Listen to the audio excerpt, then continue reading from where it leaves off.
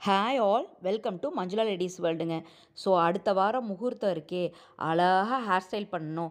ஆனால் முடி ரொம்ப மெலிசாக இருக்கே, முடி ரொம்ப குட்டியாக இருக்கே அப்படின்னு ஃபீல் பண்ணுறீங்களா?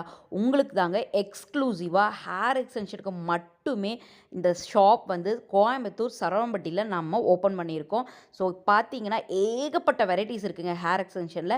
ஸோ ஸ்டார்டிங் ரேட் என்னென்னு பார்க்குறீங்களா? வெறும் ரூ. 100 மேக்ஸிமம் ரேட்டே ரூ. 600 மட்டும்தாங்க.